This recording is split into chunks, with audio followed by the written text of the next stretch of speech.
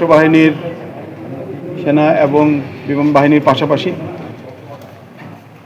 অসামরিক প্রশাসনকে সহায়তার জন্য মোতায়েন রয়েছে এবং তাদের এই মোতায়েন কার্যক্রম দেখার জন্য আমি মূলত এখানে এসেছি এবং এখানে আসার পর বিভাগীয় কমিশনার, জেলা প্রশাসক, পুলিশ সুপার সহ অন্যান্য সকল বাহিনী এবং সংস্থার প্রধানদের সাথে আমি খুব সংক্ষিপ্ত মত বিনিময় করেছি।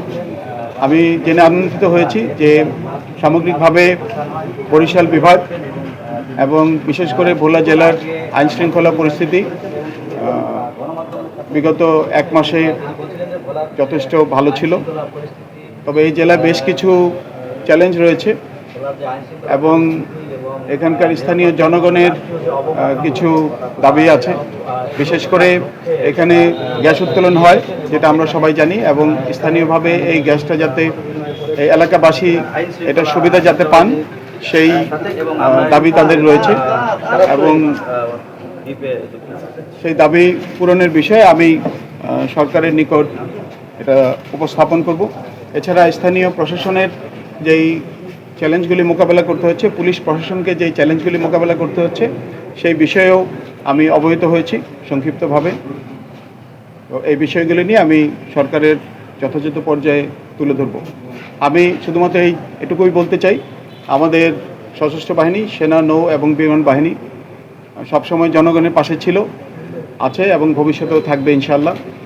এবং আমরা বেসামরিক প্রশাসনকে যথাযথ সহায়তা প্রদান করে দেশের আইন শৃঙ্খলা রক্ষার স্বার্থে এবং বর্তমানে যৌথ বাহিনীর কার্যক্রম, যেটা অবৈধ অস্ত্র উদ্ধার এবং অন্যান্য আইন শৃঙ্খলা রক্ষাকারী বাহিনীর যে কার্যক্রম, সেই কার্যক্রমগুলিতে সহায়তা করে যাচ্ছি এবং যতদিন পর্যন্ত এটার প্রয়োজন হবে সরকারি নির্দেশনা মোতাবেক আমরা সেই সহায়তা প্রদান করে যাব ইনশাআল্লাহ। আমরা এই বিষয়ে সংশ্লিষ্ট সবার সহযোগিতা চাই। আপনারা যারা মিডিয়ার সহকর্মী আছেন এখানে উপস্থিত, আপনাদের সবার মাধ্যমে আমরা মিডিয়ার সকল সদস্যদের এবং দেশের আপামর জনসাধারণের সহযোগিতা চাচ্ছি।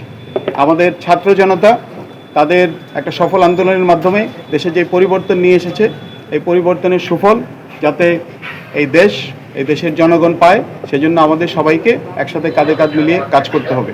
আপনাদের সবাইকে ধন্যবাদ। আপনাদের কোনো প্রশ্ন থাকলে করতে পারেন।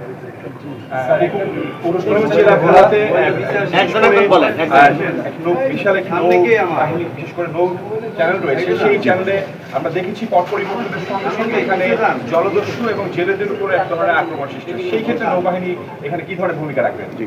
আমি জানতে পেরেছি ব্রিফিংয়ে, আমাকে পুলিশ প্রশাসন এবং জেলা প্রশাসক বলেছেন এখানে প্রায় 150 কিলোমিটারের চাইতে বেশি জলপথ রয়েছে এবং সেই জলপথ পাহারা দেওয়ার জন্য আগে থেকেই পুলিশ প্রশাসন এবং কোস্টগার্ড মোতায়েন ছিল।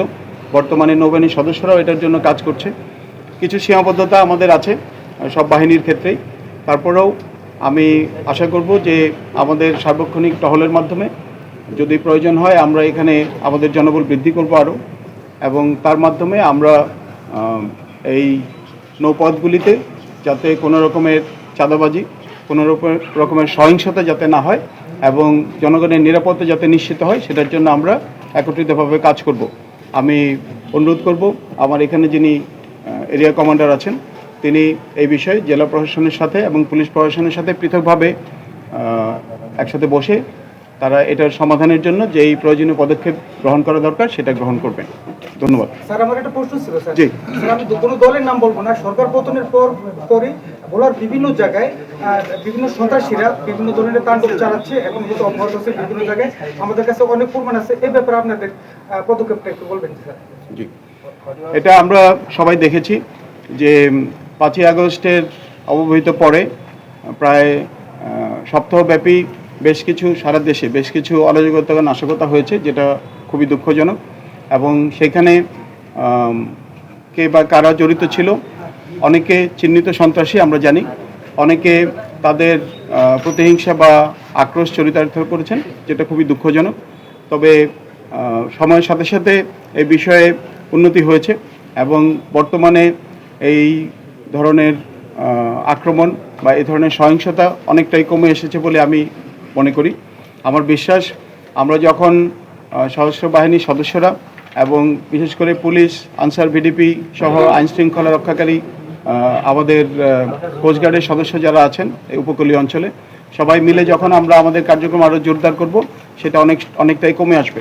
তবে একই সাথে আমি সংশ্লিষ্ট যে সকল রাজনৈতিক দল যারা দেশের জনগণের জন্য, জনগণের সেবা করার জন্য কাজ করেন, তাদের প্রতি আমি আহ্বান করব যে আপনারা সবাই আমাদের বেসামরিক প্রশাসনকে, সশস্ত্র বাহিনীকে এবং আইনশৃঙ্খলা রক্ষাকারী বাহিনীদেরকে সহায়তা করবেন।